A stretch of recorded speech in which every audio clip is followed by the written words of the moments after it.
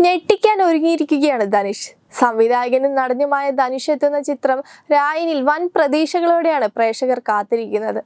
ധനുഷ് വൻ make ഓവറിലെത്തുന്നത് first look പോസ്റ്ററിൽ നിന്ന് വ്യക്തമായിരുന്നു. മലയാളത്തിന്റെ പ്രിയപ്പെട്ട അപർണ ബാലമുരളിയും ചിത്രത്തിൽ ഉണ്ടാകുമെന്നാണ് പുതിയ അപ്ഡേറ്റ്.